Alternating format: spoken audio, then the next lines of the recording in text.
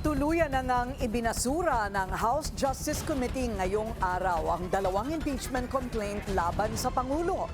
Kaugnay niyan, makakausap po natin si Palace Press Officer Claire Castro. Magandang gabi po sa inyo, Yusek Castro. Yes, good evening. At good evening sa lahat na nanonood sa atin. Si Good evening Corina sa'yo. po, opo. Corina, good Yes, evening. ma'am.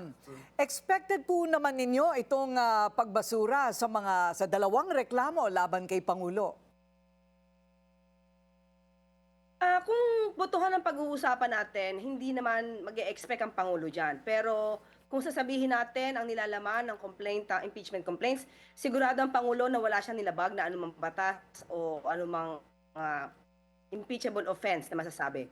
So, natutuwa ang Pangulo at masaya naman na nagkaroon ng proseso, natupad ang proseso, rule of law, naig, ang katotohanan na ay lumabas dahil sa pagboto na ito, na pabor na mabasura yung mga impeachment complaints. Sa ganitong pagkakataon po ba, Yusek, kayo po ay binibigyan ng kopya? Hindi lamang po ako sigurado. Like, have you read the complaints? Had the President been given a chance to read the complaints? Sa ating pagkakaalam ay hindi po nagbigay agad ang House of Representatives ng kopya dahil ayon po sa kanila na nadinig din po natin na magbibigay lamang po sila, depende po kung ano magiging sitwasyon at kalalabasan ng kanilang resolusyon dito po sa Committee on Justice. Ayun. At wala naman pong naging mga pagpupulong. Pinangungunahan ko lamang po yung mga mahilig pong, alam nyo na, gumawa ng kwento o kaya mag-akusa.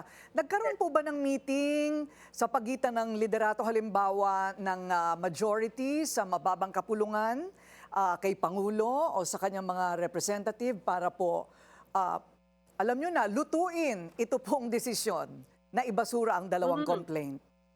Hindi. Yes, Corina, wala naganap na anumang pagpupulong patungkol dyan. Dahil sa ngayon, no, Corina, unang-una, di ba, nagkasakit ang Pangulo. At matapos niyan, nag-abala naman siya sa mga private meetings patungkol sa pagtaas, no? At pagsugpo dito sa mga hindi magandang nangyayari sa ating ekonomiya. Tinutukan talaga ng Pangulo yan. So ang sabi nga ng Pangulo, let's move forward. Dahil talaga ang tinututukan ng Pangulo ngayon ay ang ekonomiya, pati yung pag-angat ng buhay ng bawat Pilipino.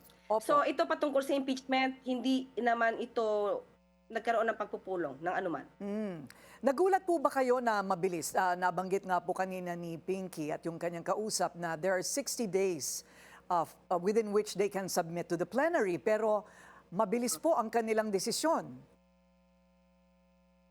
Siguro meron po silang panahon para ito pag-usapan. And at the same time kasi, Corina, dapat talaga nagiging mabilis ang itong usapan, lalo na kung ang presidente ang involved. Bakit? Kasi pag nagtagal ito, nakaka-apekto to sa ekonomiya eh.